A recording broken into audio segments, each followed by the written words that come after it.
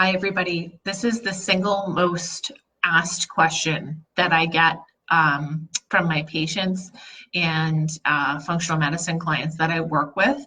And I felt like this was something I really wanted to address in a video so you guys, I'm sure all of you or most of you who are mothers have this question.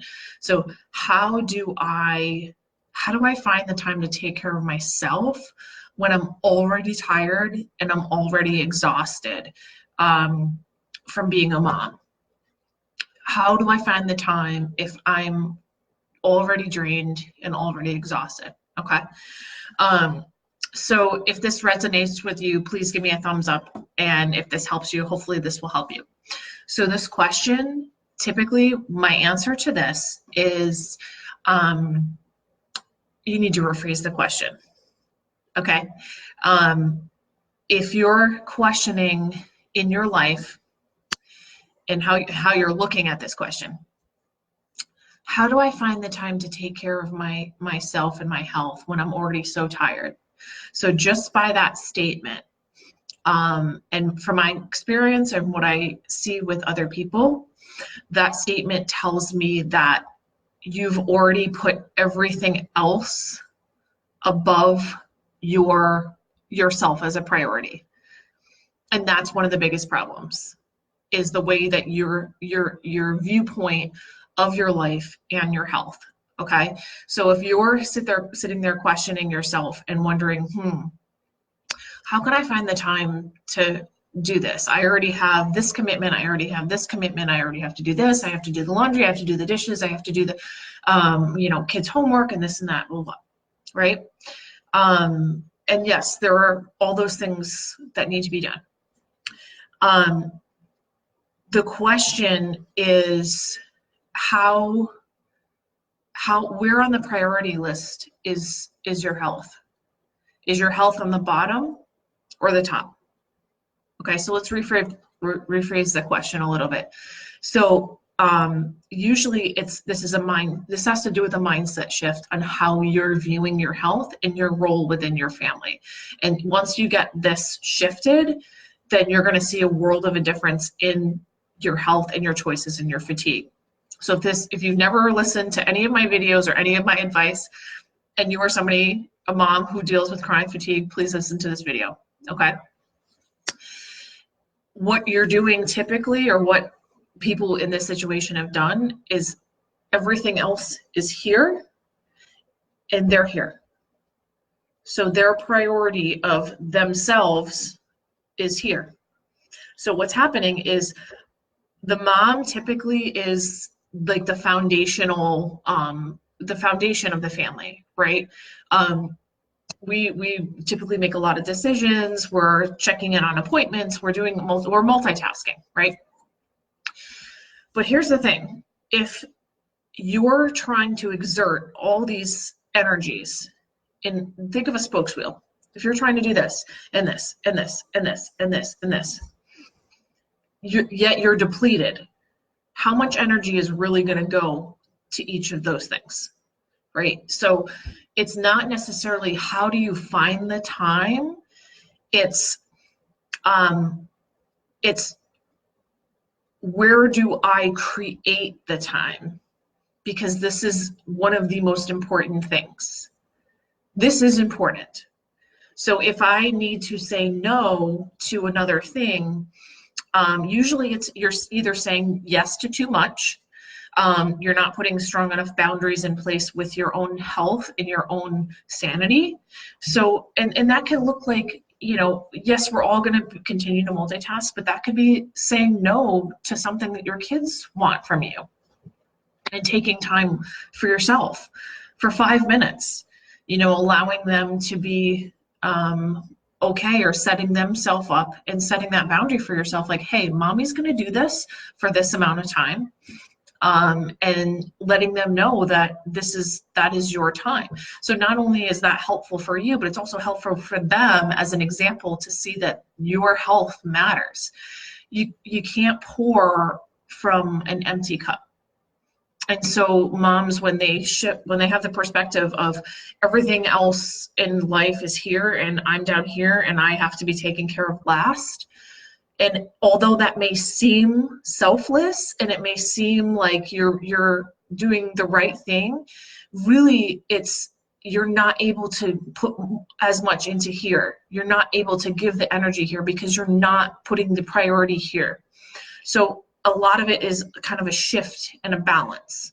Okay, you got to kind of almost shift your perspective on this, on how important your health is. So there's a couple things that you guys can do to help this. So one of these things is the expectations that we place on ourselves.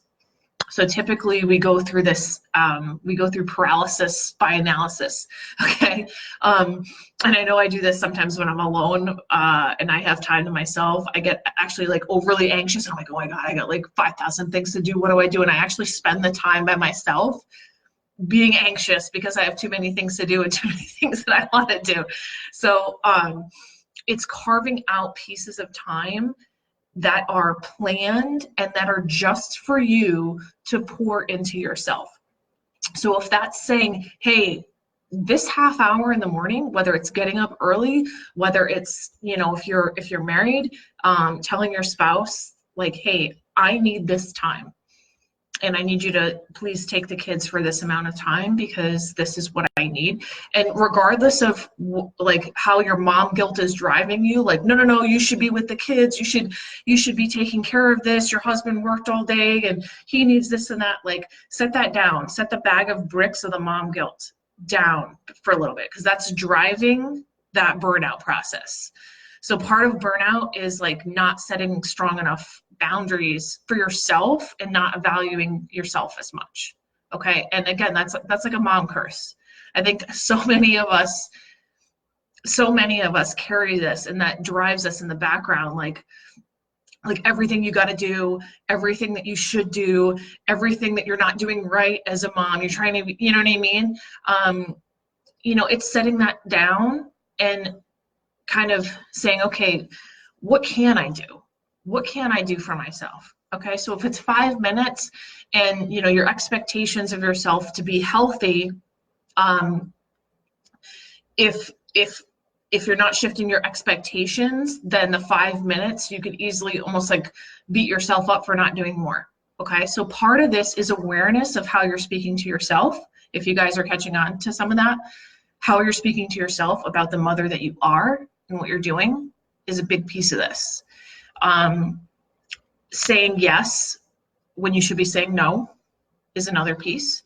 Setting down that mom guilt, and then your expectations of like what things should look like versus just taking action. So taking imperfect action.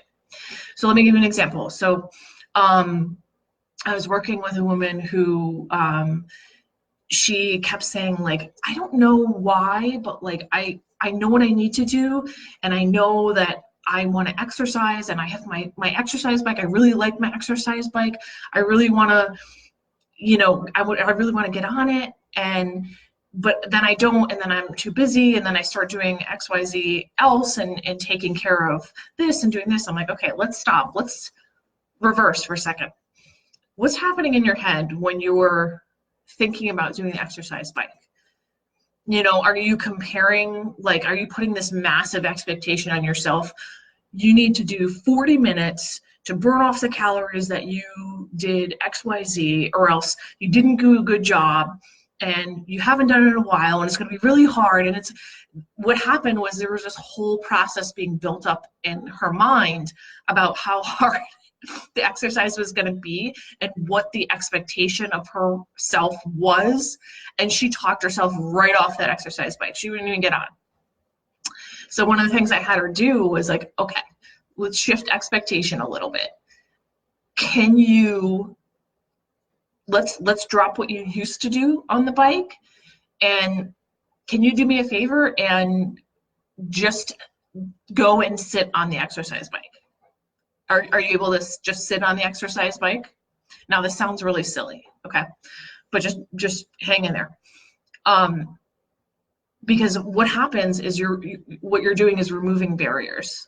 for the person and in the other person's mind. So this woman's mind, her barriers were these high expectations and how hard it's going to be and how she's not going to have this time. So a lot of it is like the chatter that goes on in our heads, right? And how we talk ourselves out of things so easily, and the expectations that we have on ourselves. So I was like, what if your expectation was just sit on the bike? Just sit on the bike, because chances are when you get there and you sit on the bike, you're probably going to pedal a little bit, right? And so you kind of just build the expectation. So get on the bike. Okay, once you're on the bike, well, how about if you did 5 minutes? Do you think you could do 5 minutes? Okay, cool. Let's do 5 minutes. Once the blood flow is going in, well, maybe we'll try another 5 minutes. Okay, so see, it's not necessarily, it's bringing down that expectation level of what you should do and how much we beat ourselves up about what like expectations we didn't get done. And just kind of, okay, I'm going to set this time. My expectation is this. And not necessarily lowering your expectations of yourself, but shifting it so you're comfortable enough to not beat yourself up, if that makes sense. Because I know I that's something that I fight with on a daily basis, beating myself up of, what I didn't do a good enough job with, or if I, raised my voice and I wasn't like a great mother or a perfect mother one morning and I overreacted on something or whatever it may be, or I didn't get this done enough, I didn't do enough loads of laundry, I didn't, whatever it may be. So the whole point of this is how you get past this is not necessarily how you think you're trying to make it work. So you're trying to make it work and you're trying to look at your calendar and say, where can I find time to take care of myself with all of my other stuff as a priority, right? You got to shift the question and you got to shift the perspective on this needs to be a priority, and what can I maybe say no to that I'm saying yes to that's less of a priority. And I'm going to make time, I'm going to create time because I value this. Now, if you guys are saying I'm tired and in like that physical, if you have a lot of chronic fatigue and adrenal fatigue, and you're saying like, how do I get the energy? This is another big question, is how do I get the actual energy and the rev to go forward to do the things that I want to do? And so that's more of a snowball effect. And it comes down to also the expectations as well. So starting small, managing the expectations, putting the priority on it. Some of this, even if you are tired, some of it is taking small steps, imperfect action steps towards making yourself better. So let's put this as an example. If you're feeling a lot of fatigue, checking in with what you're having during the day. And for breakfast, okay, are you having a lot of sugar? Are you having a lot of caffeine? Are you having, are you not eating enough? Okay. If you are, well, what's one thing that you can maybe do to shift? Okay, let's try, one little shift. Let's try having a cup of, green tea. If you're having 3 cups in the morning, try and have 2 cups and a cup of green tea. If you want to exercise in the morning, but you don't have the energy, think about the analogy of just getting on the bike, right? Just set the expectation of yourself. Okay, I'm going to get up 15 minutes earlier and just do 10 jumping jacks. And that's it. So some of it it's more of what we build up in our minds, and it's more of how the expectations that we have on ourselves and the how much we beat ourselves up for not reaching a specific expectation is part of the problem. And then the other part of the problem is, our value that we're putting on other things over our health, because our health is everything. Like mothers are the keystone of the family. We need to be able to pour from a full cup. You need to pour from your overflow instead of trying to pour from an empty cup and everybody's just getting these little spats of energy. You're going to be a much better mother to your kids. You're going to be a much better, working mother and business mother at your job. You're going to have a better relationship with your spouse if you value putting into you first. And I will tell you, last year on a personal level, this past year, I I was working part-time, and I still do work part-time at my office, but I had to choose taking my daughter and putting her in an extra day of daycare so I could put that into myself, because usually I'm like, I don't want to lose the time with her, like this and that. But I started noticing, I'm like, God, I'm like more snippy, I'm more tired, like I'm not getting that time to recharge. So I'm not saying it's easy. What I am saying is, by me doing that time, having that time to pour the energy into me and to rejuvenate parts of me, and that inherently spills out to them. So I'm being a better mother to them if I pour into myself and work to better myself and to make myself work on my fatigue, because in their little minds, if you're showing up to the table every single day exhausted, that takes a toll on your health, and then the way that your interactions are with them too. I remember when I was at the beginning of my journey with chronic fatigue, and like the level of irritability and exhaustion, and you're just like, oh, I just can't wait to take a nap. This is like, and you're like missing so much.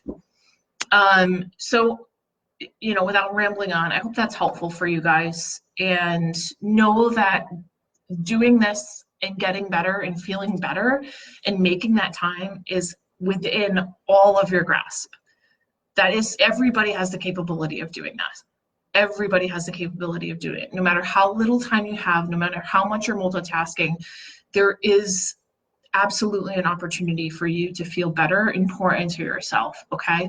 It's just a matter of shifting a little bit of perspective, priorities, and expectations, and putting that value on you, and understanding that your health is so, so, so important, okay? So I hope that helps. If that's helpful for you, give me a thumbs up, share with your friends. If they're moms too, moms need support.